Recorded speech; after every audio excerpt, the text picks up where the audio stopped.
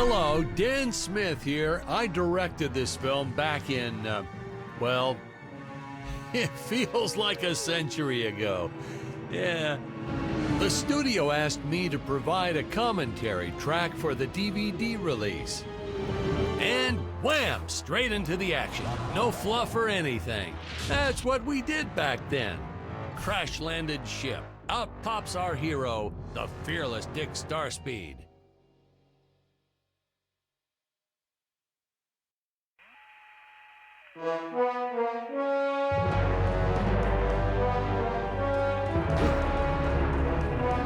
The ship's velocity reactor is damaged. I believe that I am stranded on an alien planet.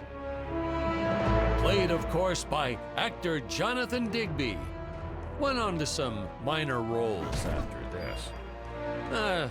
Such a shame. I thought from day one this guy's got leading man written all over his face.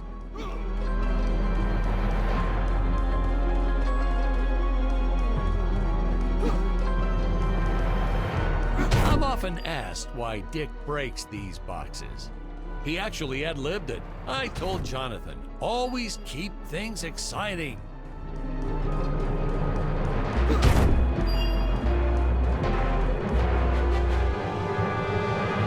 Greetings, citizens of Gravoria. I am Dick Starspid, and I come in peace.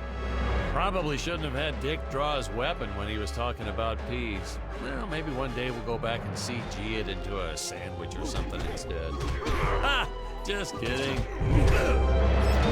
And this is what people pay to see. A no-name middle-aged B-list actor duking it out with stuntmen in costumes.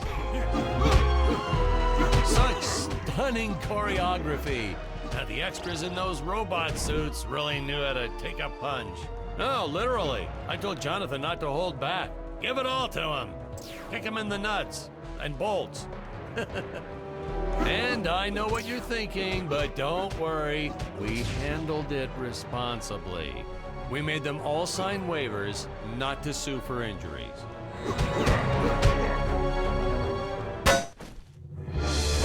Holy smokes!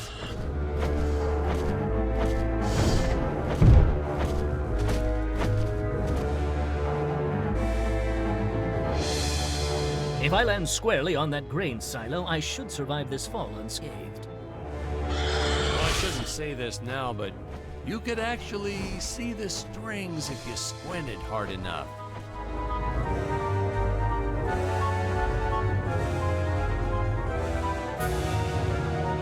A screenwriting trick from back in the old days. You put a grain silo or some haystacks down and it solves all your gravity-related problems.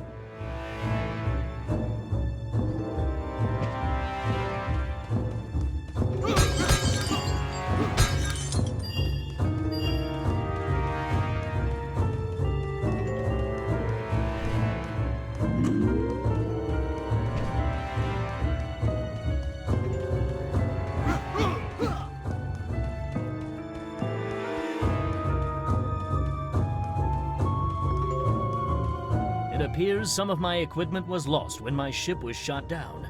But what luck! This high-tech scanner reports that my ray gun is nearby.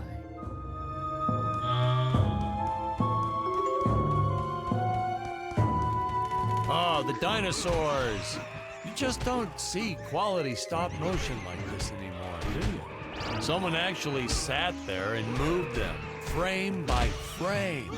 Today, it'd be done with computers, but where's the artistry in that?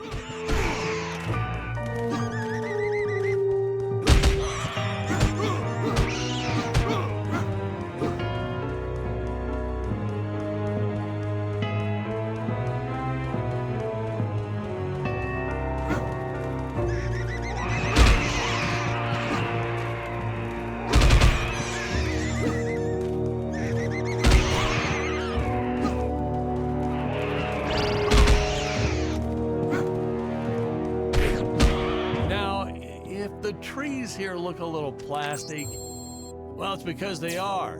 I took them from the set of my last film, Vampire Island 2.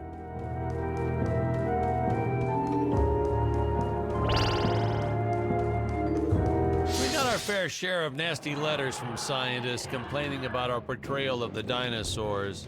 Was news to me. Apparently these stegosauruses weren't meat eaters. Must have preferred shellfish or something.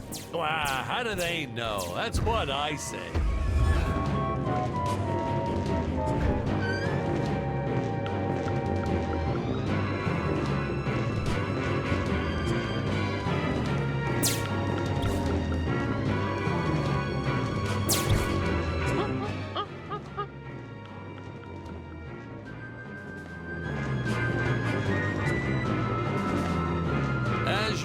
The local population is defenseless. That's where our hero steps in and saves the day.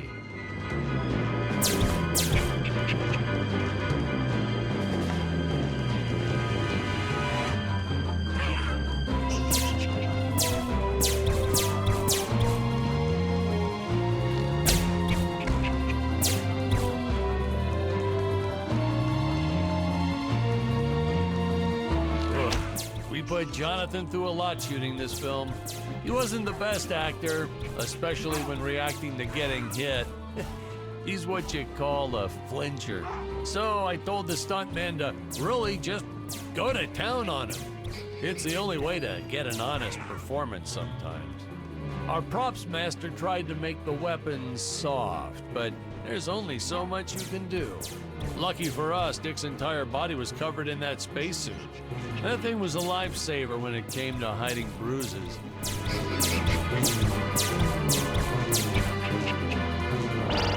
How curious. They dissolved into what appears to be gold. You'll notice the gold disappears when Dick touches it. We had a deleted scene that explained he's actually teleporting it back to his ship. It's funny, no one ever questioned how Dick was able to walk around with an infinite amount of gold on him.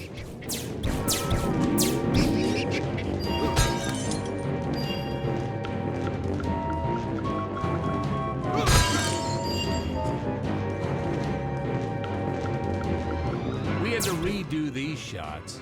Our first attempt was kind of a disaster.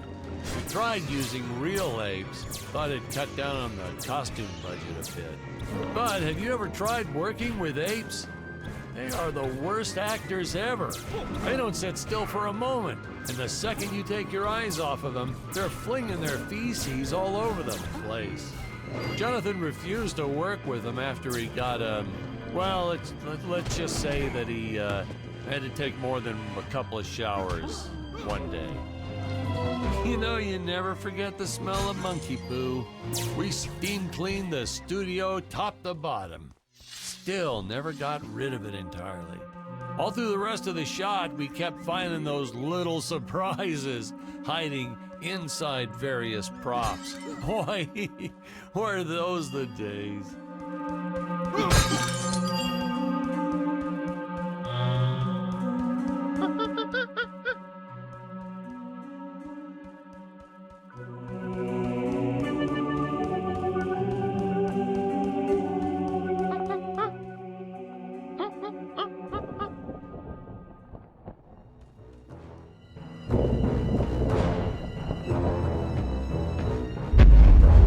Really top-notch stop-motion effects, huh? Unfortunately, we skimped on the Dick Starspid puppet a little. The Earthman is not for you to eat, fiend! Oh, this was groundbreaking. We had the woman rescuing the man for once. We were really ahead of our time with this scene, but well, then again, I've always been rather progressive. The studio execs didn't seem to get why it was such a big deal, though. Sorry, we don't see this as anything unusual. Ha! Of course! It's unusual! A woman would never save the man. It just doesn't happen. Not in the movies, not in real life. I don't know why we didn't get more recognition for this scene. I guess I was just a little too ahead of my time.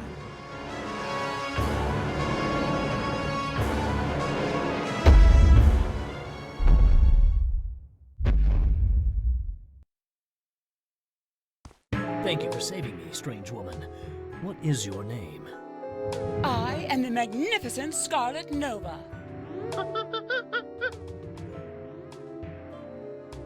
Do not question my motives. Just be happy that you are still alive.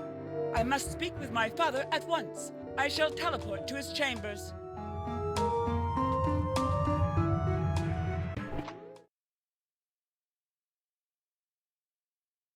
Huh? Where is this place? This is not my father's chambers. You have disobeyed me for the final time, Scarlet. Enjoy an eternity in the Tower of Eternal Solitude. For all eternity! Ha! The old fool did not notice I am wearing my jetpack.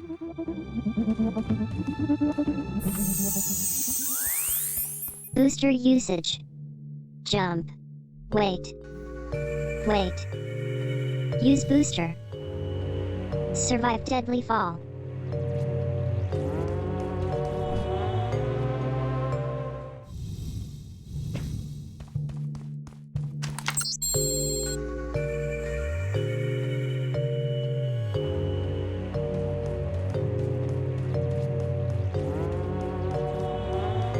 Scarlet didn't quite realize she needed to shoot those energy orbs down below. Keep in mind, Stacy was doing this on a soundstage, okay?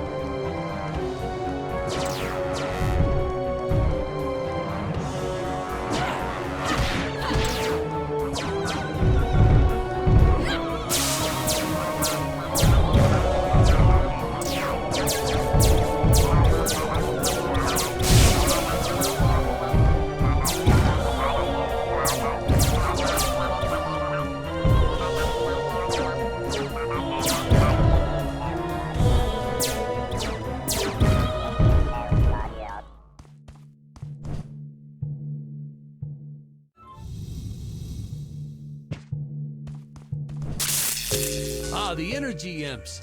Such a neat effect. We had to paint each movement frame by frame and superimpose it into live footage. We were pulling all-nighters for weeks. Well, when I said we, I meant the artist. I'm pretty much useless if I don't get a solid 10 hours a night. But they were at it forever. They had to redo it all because I accidentally told them red instead of blue the first time. Artists.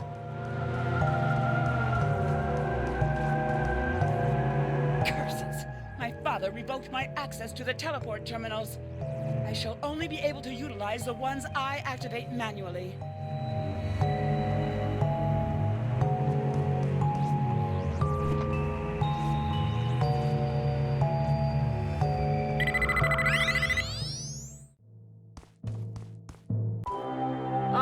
I knew you would return.